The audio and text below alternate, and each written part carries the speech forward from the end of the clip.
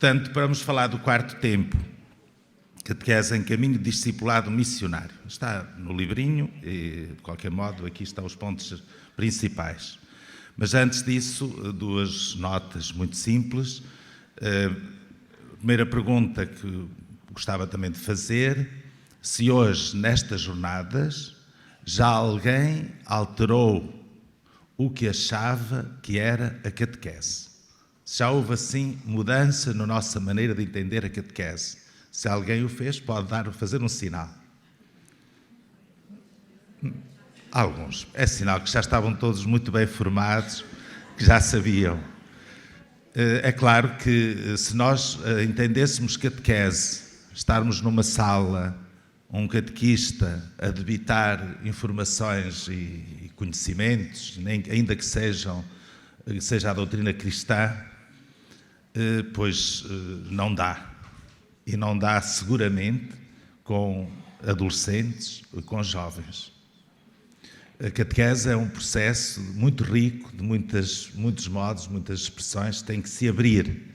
E hoje ouvimos isso claramente ao falar da catequese carigmática e mistagógica e entrar no mistério. A mistagogia é isso, é mergulhar nos mistérios, pois implica muitas outras coisas, sobretudo a celebração e depois o ecoar de qualquer experiência cristã. Ora, isso mexe com muitas coisas. A segunda pergunta: ouvi há bocado muita gente a falar que trabalhava com adolescentes. Dessas pessoas, quem acha que é muito difícil, faça sinal. Aí já são muitos. Realmente não é fácil trabalhar com estas idades. Até acontece que houve párocos, catequistas, comunidades, que se demitiram um bocadinho, acharam que não valia a pena. E por isso, talvez também lamentando-se que eles não vêm, que não estão motivados, que abandonaram. Muitos abandonam a catequese no nosso país a partir da profissão de fé, já sabemos isso, não é? Tem sido assim, ultimamente. Portanto, não é fácil. Mas aqueles que estão com eles são os que melhor os conhecem.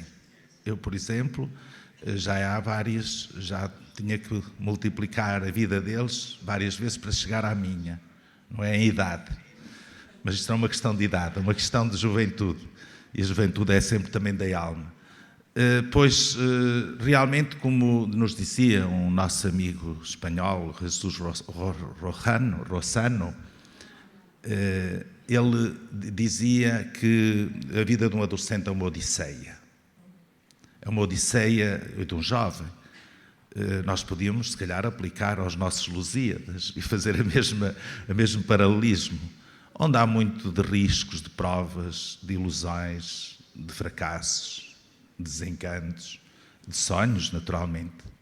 E é preciso conhecê-los, é preciso compreendê-los. E por isso trabalhar com estes jovens não é fácil, mas é um desafio bonito e importante. E mais, a Igreja tem recursos, e mostra-o a sua história, para trabalhar com todas as idades e também com esta idade. Então, a catequese com adolescentes e jovens neste campo, mas o caminho de discípulos missionários.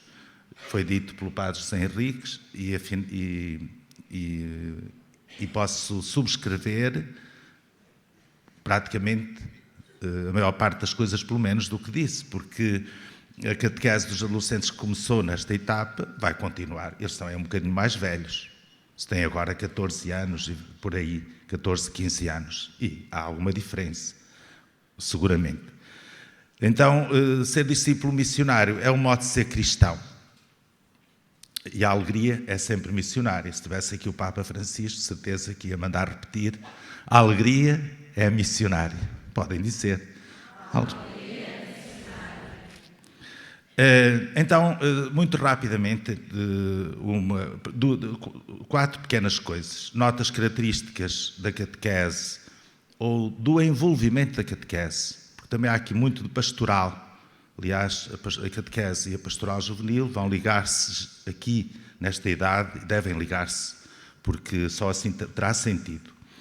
Portanto, Portanto, nota as características da catequese, depois falarei um bocadinho do acompanhamento, da família também, aqui também a família entra novamente, e depois da vocação. São os 4 pontos que irei abordar rapidamente. Primeiro, os 2 eixos principais de um percurso formativo ou de um percurso de catequese são estes, e estão aí escritos: aprofundamento do querigma, e, atenção, nunca dar por suposto que ele já foi feito, que já tocou o coração de cada jovem, mas sem isso não se pode fazer catequese, já percebemos. Portanto, se não foi feito, é preciso fazê-lo agora, novamente, ou pela primeira vez, se alguém vier de novo, que é a experiência fundante do encontro com Deus através de Cristo morto e ressuscitado, mas como vimos, o Sr. D. António nos explicou, há muitas formulações do querigma. O que importa e é importante é que ele toque o coração daquela pessoa e a sua vida. Portanto, um percurso de aprofundamento do querigma e um percurso de crescimento. Crescimento em quê? No que é essencial da vida cristã, podemos dizê-lo desta forma: no amor fraterno, o amor aos outros. Nisto reconhecerão que são os meus discípulos, não é? Todos sabemos que passa por aqui o essencial de um cristão, da vida cristã. Na vida comunitária, a vida comunitária tem o grupo, tem a comunidade, tem o envolvimento, a participação de várias formas, e no serviço. O serviço à vida, o serviço ao irmão, o serviço à comunidade, concretamente. Portanto, estes são os 2 eixos deste percurso formativo. Ora, isto faz-se num processo dinâmico, não de qualquer forma. A primeira palavra a valorizar é a escuta do próprio jovem, que não é só porque ele diz, é também pelo seu olhar, pelo seu silêncio, pelas suas atitudes. Depois, isto deve ser feito num clima de reciprocidade, sempre em diálogo, em reciprocidade, porque não se ensina só, aprende-se sempre, partilhamos a vida. Depois, a corresponsabilidade. É importante que também aqui seja um treino, ou seja, tempo de treino da corresponsabilidade, tão importante para participarmos na igreja, numa igreja sinodal. Vejamos as consequências que daqui vêm. E baseia-se precisamente na assunção do protagonismo dos jovens. E vimos agora nas jornadas como até os jovens bem novos assumem algumas lideranças facilmente, se forem incentivados e apoiados. E não só nas lideranças, serem eles protagonistas do seu percurso, serem eles sempre ativos e cooperadores. Há um problema fundamental: a linguagem. As linguagens juvenis são hoje uma imagem de marca, nós vamos falar disso, ligamos.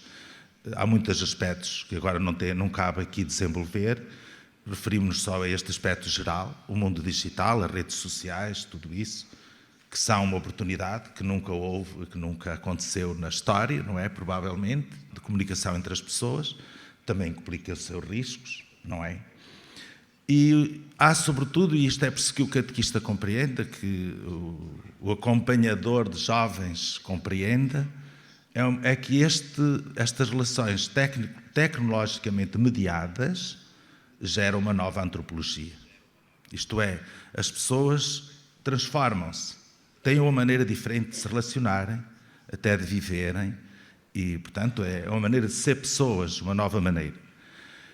Tem aqui alguns problemas que não serão fáceis, como traduzir a mensagem essencial na sua linguagem, e serão eles próprios, provavelmente farão melhor essa tradução ao assumirem a fé cristã, e por isso as novas expressões de fé serão muito importantes.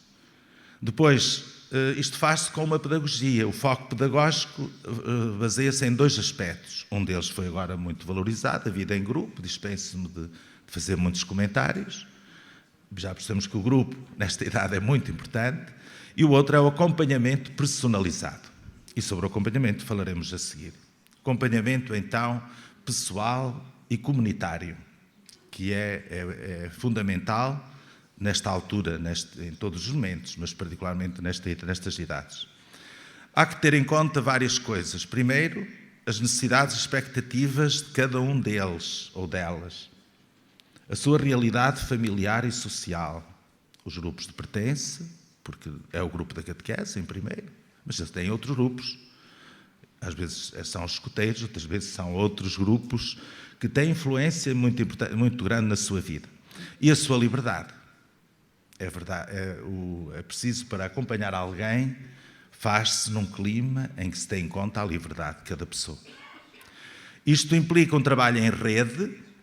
O trabalho em rede é feito, em primeiro lugar, pelos catequistas, por aqueles que têm esta missão, de os acompanhar de modo concreto, mas depois devem envolver as instâncias eclesiais, o pároco, lá os dirigentes dos escuteiros, por exemplo, ou outros agentes da pastoral.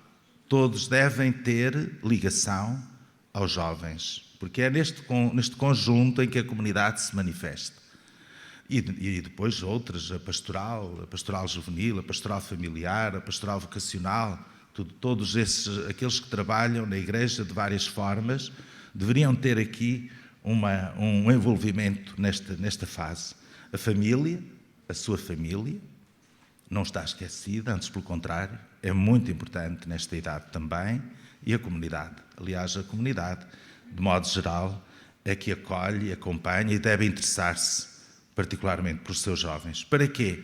Para a formação de personalidades adultas e equilibradas. O Padre José Henrique dizia, uma personalidade feliz, de vida plena, é o mesmo, mas que eles cresçam bem e cheguem a ser adultos equilibrados.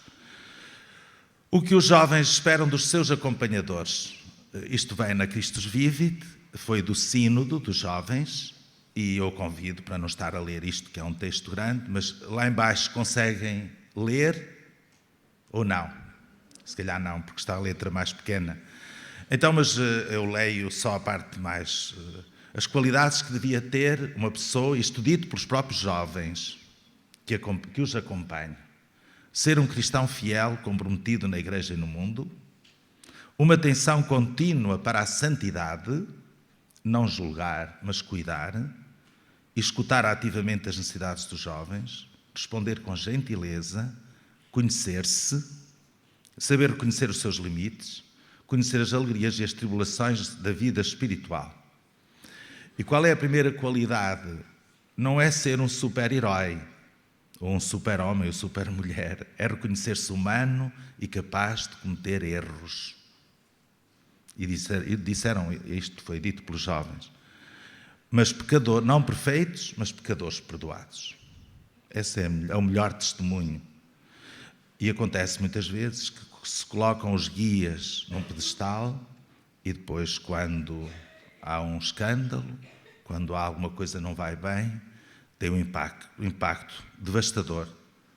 E se alguns jovens não se ligam à Igreja, provavelmente foi por esse testemunho e foi pelo modo, sobretudo como ele não foi... Fizeram das pessoas pequenos deuses, não é? E agora é a desilusão. Respeitar a liberdade do processo de discernimento de um jovem e fornecer-lhe os instrumentos para realizar adequadamente esse processo. E um guia deve confiar na capacidade dos jovens que ele tem para participar na vida da Igreja. Deve cultivar a fé como semente e não querer ver logo os frutos.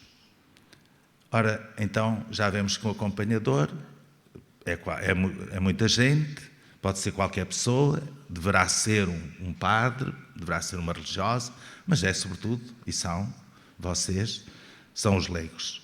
Então, quem é uma pessoa que acompanha jovens? É uma pessoa qualificada, que deve ter formação inicial e permanente, e em várias áreas, como já percebemos, sobretudo compreender também o mundo dos jovens, mas, portanto, as ciências humanas, mas as ciências religiosas, obviamente, também ajudam.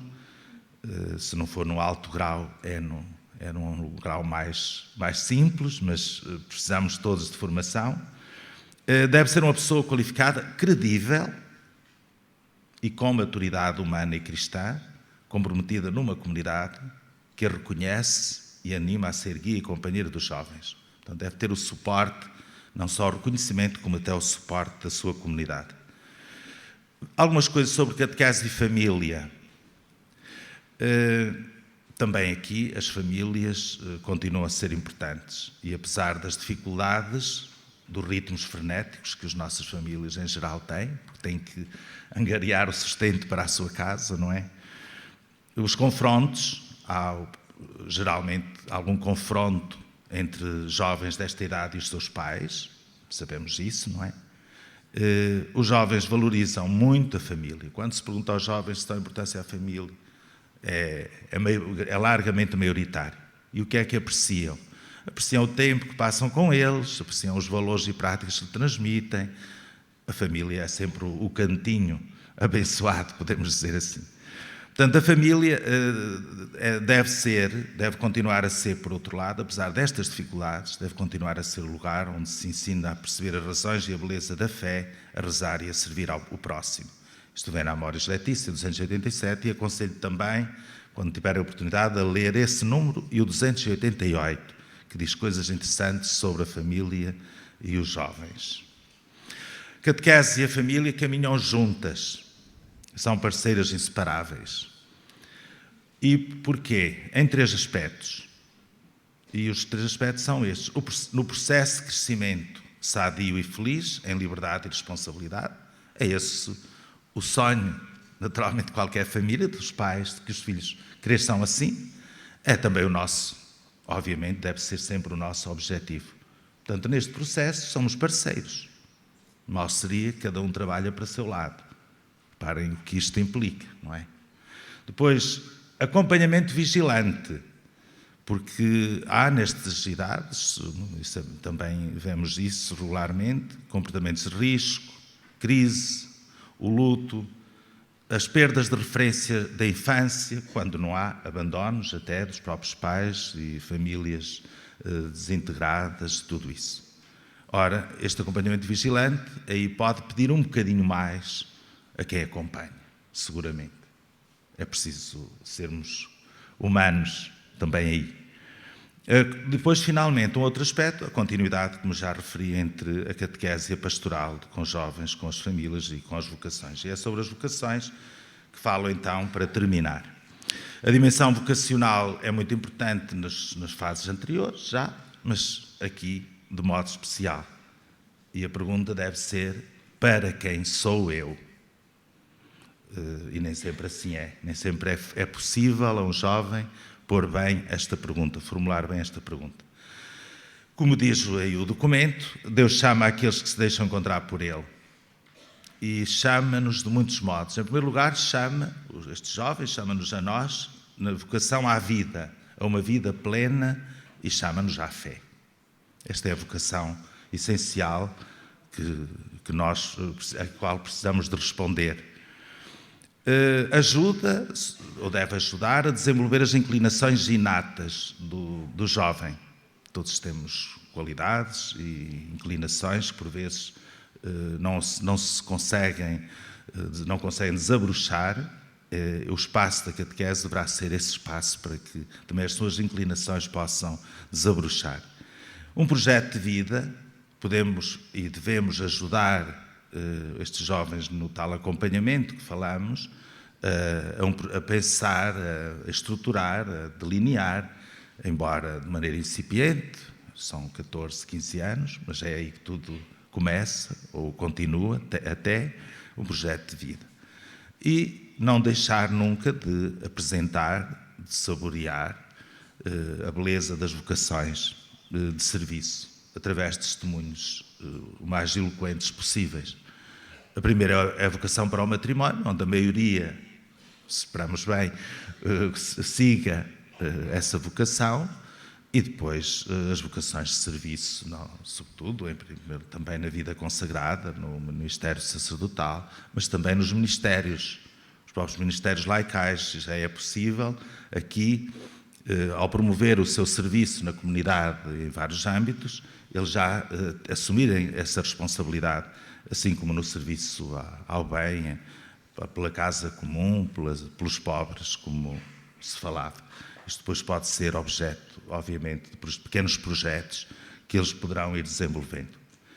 E, para concluir, há propostas de recursos, sobretudo nesta primeira fase, que têm estes nomes: raízes, Reparem que hoje é importante, o Papa fala-nos disso muitas vezes, fala aos jovens das suas raízes, falou em Portugal. Os sonhos, os jovens precisam de expressar os seus sonhos, os sonhos de uma humanidade feliz.